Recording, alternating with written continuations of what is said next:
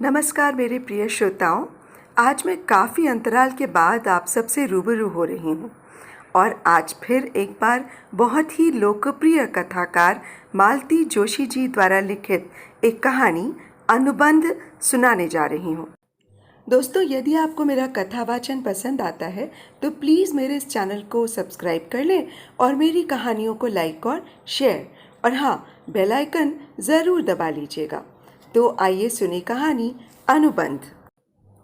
Gate खोलते हुए सांवली ने देखा बास साहब रोज की तरह बरामदे में बैठे अखबार पढ़ रहे हैं। उसने दबे पांव सीढ़ियां चढ़कर बरामदा पार करना चाहा, पर उन्होंने आहट पाली।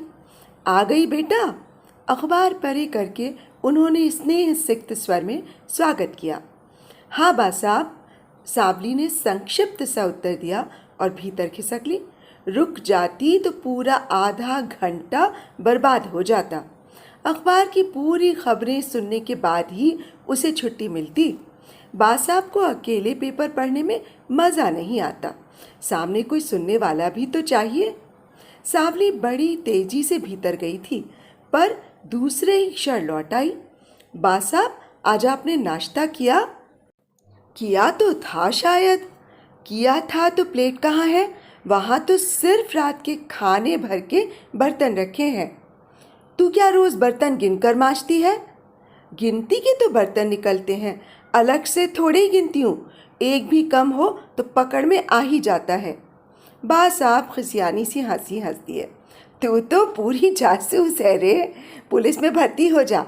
बर्तन मांज कर जिंदगी खराब क्यों कर रही है? पहले ये बताओ, नाश्ता क्यों नहीं किया? तबीयत तो ठीक है? तबीयत तो ठीक है बाबा। वो क्या हुआ कि कल डबल रोटी लाना भूल गया। सोचा रात की रोटियां हैं, अचार के साथ या दूध के साथ खा लूँगा।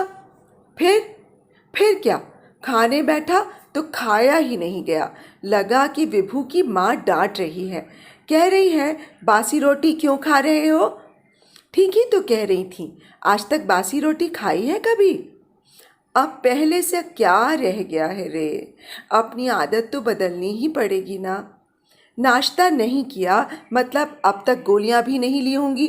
मैं आपके हाथ जोड़ती हूँ बास साहब, बीमार पड़कर मुझे आफत में मत डालो। मेरे पास बिल्कुल टेम नहीं है। बास साहब चुप बने रहे। आप अखबार पढ़ो, तब तक मैं पोहा बना कर लाती हूँ। बास साहब ने कहना चाहा कि अब नाश्ता रहने दे, सीधे खाना ही खा लूँगा, पर वे चुप रहे। जानते थे कि मानेगी नहीं। कभी कभी तो लगता है कि इसमें विभू की माँ उतर आती है। ऐसी जिद करती है कि आदमी पार नहीं पा सकता। बास साहब, सांवली फिर दरवाजे में प्रकट हो गई। ये तो बताओ कि इतनी रोटी बची कैसे? गिनती की तो बनाती हूँ, उसमें से भी छोड़ देते हो। देवी, उन्होंने हाथ जोड़कर कहा, अब तू जाकर कुछ बनाएगी भी या भाषण ही देती रहेगी? सांवली मुस्कुराती हुई भीतर चली आई। भूख तो लगी है, यूं ही मन को मारे बैठे रहते हैं। उसने फटाफट सारी तैयारी की। प्याज, हरी मिर्च, हरा धनिया काटा, पोहे को धोकर चलनी में रखा और कढ़ाई चढ़ा दी। भीगे हुए पोहों पर शक्कर, नमक, हल्दी, मिर्च बुरकने के प्रयास में जैसे ही लाल मिर्च का चम्मच उठाया, उसका हाथ रुक गया। लगा जैसे माँ साहब डांट रही हैं, छोरी कितनी मिर्च भसक रही है, उनके पेट में आग लगा देगी क्या? जानती है ना, जरा से में उन्हें आव हो जाती है। सांवली मन ही मन मुस्कुरा दी। माँ साहब सिर्फ बास साहब को ही डांटती हैं ऐसा नहीं है, सांवली को भी नहीं बख्शती। रसोई से उठती सुगंध बास साहब को भीतर खींच लाई। 2-4 कौर खाते ही उनकी आत्मा तृप्त हो गई। चेहरे पर परितृप्ति सी छलकने लगी। सांवली, तेरे हाथ में तो बिल्कुल उसके जैसा स्वाद है रे। उन्हीं से तो सीखी हूँ बास साहब। विभू की बहू पोहा कैसे बनाती है पता है? सांवली को सब पता है, 20 बार तो सुन चुकी है, लेकिन हर बार नए सिरे से सुनना ही पड़ता है। अरे हल्दी कुंकू जैसा तो नमक मिर्च छिड़कती है, तेल तो कहीं नजर नहीं आता। पता नहीं पानी में छौंकती है कि क्या करती है। ऊपर से खूब धनिया और खोपरा सजा देगी। अरे उससे कहीं स्वाद आता है, भीतर तो भूसा ही है ना। बा साहब, अब आपने जिंदगी भर माँ साहब के हाथ का खाना खाया है, उनका सा स्वाद ये आजकल की बहुएं कहाँ से लाएंगी। सीख तो सकती है ना, माँ के पेट से तो कोई सीख कर नहीं आता, यह सब यहीं आकर तो सीखते हैं। तू भी तो सीख ही गई है कि नहीं। पर वे तो अपने आप को 30 मार खा समझती हैं ना ढंग का पकाएंगी ना नया कुछ सीखेंगी। मुझे तो कभी कभी विभू पर बड़ा तरस आता है, पता नहीं कैसे खा लेता है। न खाए तो क्या करे बा साहब, जिंदगी भर का साथ जो है। हाँ सो तो है। पोहे की प्लेट उठाकर सांवली किचन में चली आई। यहाँ आए आधा घंटा हो गया था और अभी सारा काम बाकी था, इसीलिए वो दूसरे दोनों घर निपटाकर ही यहाँ आती है। इस घर में काम तो ज़्यादा नहीं है, पर बातचीत में ही समय निकल जाता है। बा साहब बेचारे आस लगाए बैठे रहते हैं, 5-10 मिनट उनके पास बैठना ही पड़ता है। उसने कई बार कहा भी, बा साहब घर में बैठे बैठे बोर होते हो, शाम को कहीं निकल जाया करो ना, इतने तो जान पहचान वाले हैं, नातेदार हैं। पहले तो यहाँ होटल की माफिक दिन भर चाय का पतीला चढ़ा रहता था, ऐसे तुम भी कहीं कहीं जाया करो। नहीं रे, जाने की इच्छा नहीं होती। कहीं भी जाता हूँ तो लगता है सब पर भार हो रहा हूँ। हर कोई यही कहेगा, यहाँ अकेले क्यों पड़े हो, विभू के पास मुंबई क्यों नहीं जाते। अरे यहाँ पड़ा हूँ तो किसी का क्या लेता हूँ, अपने घर बैठा हूँ, अपनी पेंशन खाता हूँ। पर लोग हैं कि लोग बाग बुरे मन से नहीं बोलते बा साहब, बुढ़ापे में आप एकले पड़े हो ना, इस वास्ते ऐसा कहते हैं। अरे तो वहाँ कौन सा मेरा संगी साथी बैठा हुआ है, सुबह 8 बजे तक पूरा घर खाली हो जाता है, दिन ढले सब लोग लौटते हैं, आते ही बेटा अखबार लेकर बैठ जाता है, बहू रसोई में लग जाती है, बच्चे टीवी में घुस जाते हैं, रात को बच्चे पढ़ाई में लग जाते हैं, बेटा बहू टीवी के सामने डट जाते हैं, मैं फालतू सामान की तरह एक कोने में बैठा रहता हूँ। यहाँ कम से कम तू ढंग का बनाकर खिलाती तो है, वहाँ तो सुबह हाबड़ तोबड़ में जो कच्चा पक्का बनाकर जाती है वही 12 बजे खाता हूँ, गरम करने तक का मन नहीं होता। और खाना भी क्या, वही सब्जी रोटी दाल चावल तो सिर्फ रात को ही नसीब होते हैं। सांवली जब जब ये किस्सा सुनती है उसका मन कैसा तो हो आता है। कैसी भरी पूरी थाली परोसती थी माँ साहब। कुल 2 ही प्राणी थे, पर उन्होंने कभी कोई कोर कसर नहीं की।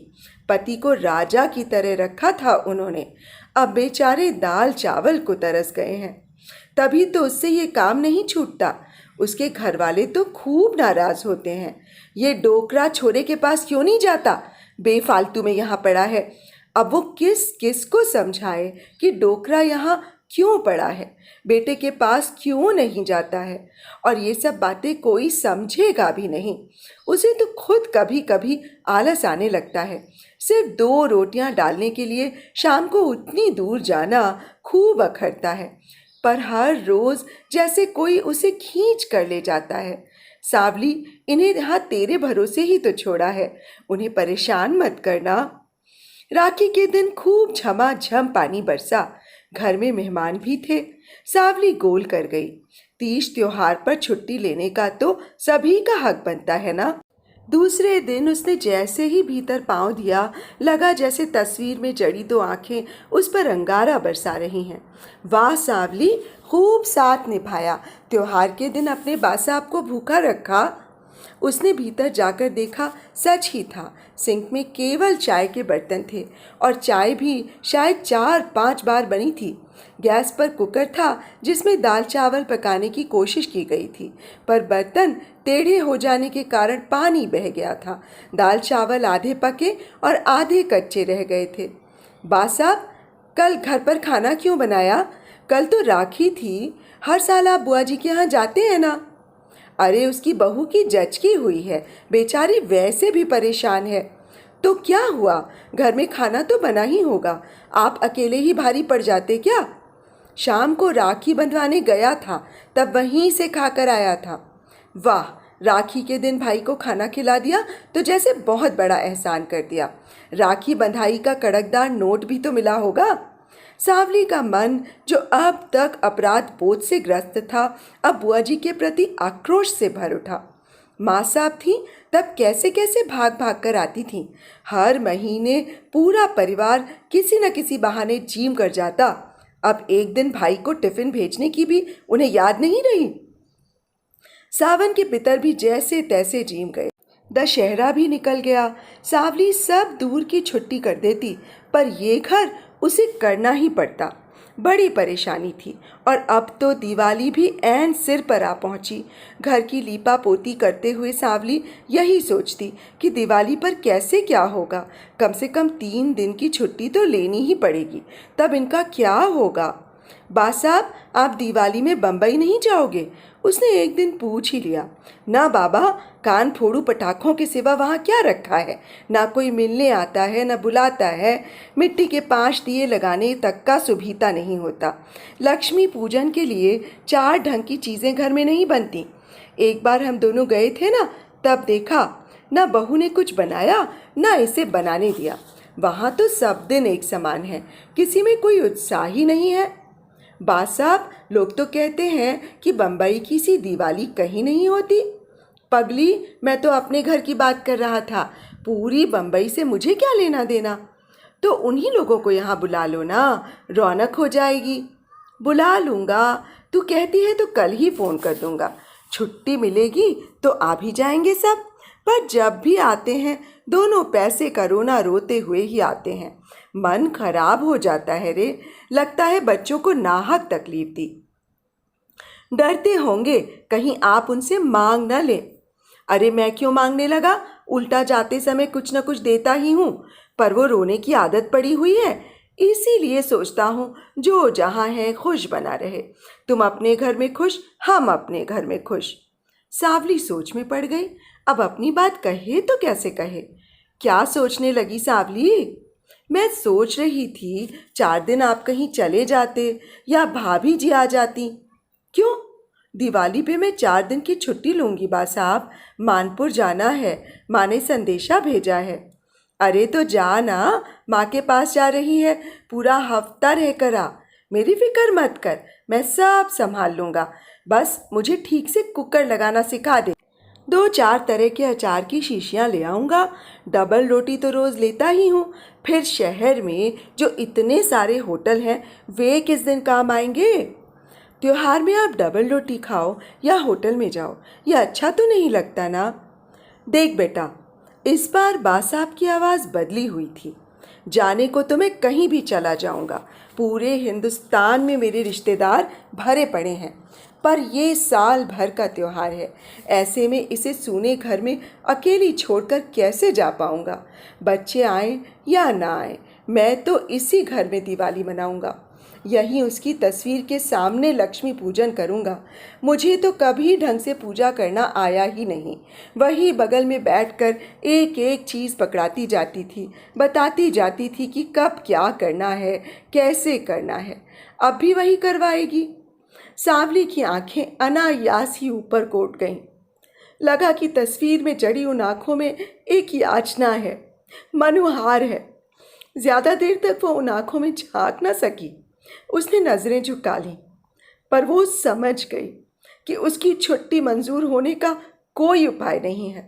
उसकी मुक्ति असंभव है।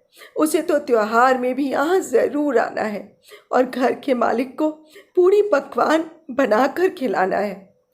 जाते हुए एक बार फिर उसकी आंखें तस्वीर से टकराईं, पर इस बार उन आंखों से कृतज्ञता छलकी पड़ रही थी। तो अभी आप सुन रहे थे मालती जोशी जी द्वारा लिखित एक कहानी अनुबंध।